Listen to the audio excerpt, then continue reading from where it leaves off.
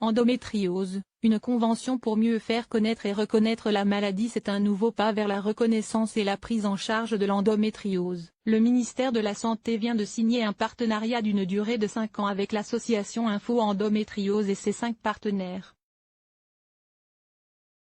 Une campagne de communication et de sensibilisation sera organisée dans ce cadre.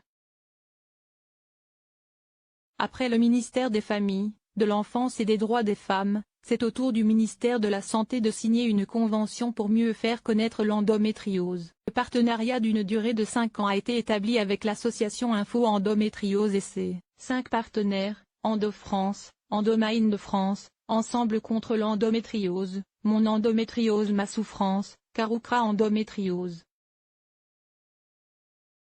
Il vise à faciliter l'accès à l'information aux femmes et au public jeune sur cette pathologie peu connue qui touche pourtant entre 6 et 10% des femmes en âge de procréer et constitue la première cause d'infertilité chez ces dernières. Des outils de communication, affiches, flyers, brochures, et des actions de sensibilisation à destination des professionnels de santé et du grand public seront mis en place au niveau national, mais aussi régional, grâce à la mobilisation des agences régionales de santé, ARS. Trop de stéréotypes et de tabous dans le cas d'une endométriose. Pendant les règles, certaines cellules ne s'évacuent pas naturellement et viennent se fixer sur les ovaires. Elles se multiplient et créent des lésions qui dans 81% des cas provoquent de très fortes douleurs voire dans certains cas l'infertilité. C'est une maladie complexe. On a même coutume de dire qu'il n'y a pas une mais des endométrioses car cette maladie ne se développe pas de la même façon d'une femme à l'autre, indique l'association Endo-France. Les symptômes de cette maladie gynécologique n'étant pas spécifiques, le diagnostic se fait avec plusieurs années de retard en raison de cette méconnaissance 7 ans en moyenne. Ce manque de connaissances à propos des symptômes de la maladie, pouvant aller de règles douloureuses à une difficulté pour uriner, à un lourd retentissement dans la vie personnelle comme professionnelle des femmes atteintes.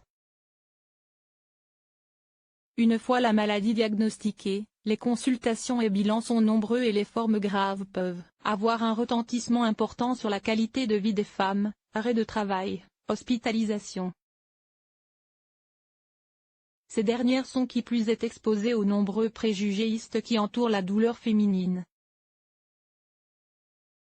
Sous l'influence de nombreux tabous liés aux règles, les femmes tardent souvent à consulte, précise Endomind de France. Plusieurs expérimentations en France s'ajoutent à cela des médecins généralement peu formés à cette pathologie, qui ont tendance à sous-estimer les douleurs des patientes et à leur prescrire des pilules qui peuvent masquer les symptômes de la maladie, ajoute l'association.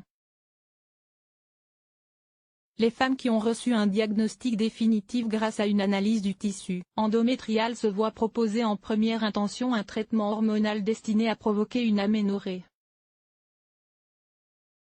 Lorsque ce dernier ne peut plus calmer les douleurs ou lorsque les lésions sont devenues trop envahissantes, la chirurgie est recommandée pour les retirer. Malgré tout, il n'existe pas de traitement spécifique à l'endométriose, précise Endomind de France. Cette convention s'inscrit dans le cadre de la loi de modernisation de notre système de santé du 26 janvier 2016, dans la feuille de route Femmes et Santé dont un volet spécifique est dédié à l'amélioration du diagnostic et de la prise en charge de l'endométriose. Pour cela, 2 expériences régionales, Normandie et PACA, sont actuellement menées, l'une visant à la mise en place d'un centre de référence régional, l'autre porte sur l'identification des professionnels régionaux compétents, le fonctionnement en réseau et la mise en commun d'outils. Par ailleurs, la Convention précise que 5 programmes hospitaliers de recherche clinique sont en cours, Rouen, Angers, La Réunion, Lille et APHP.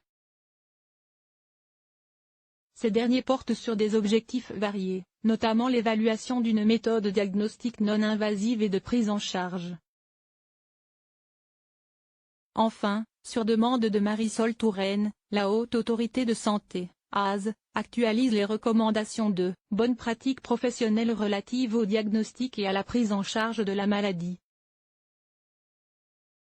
L'ensemble de ces expérimentations, ainsi que les futures recommandations de la HAS, permettront, courant 2017, de construire un nouveau modèle de prise en charge des femmes atteintes d'endométriose, souligne le ministère de la Santé.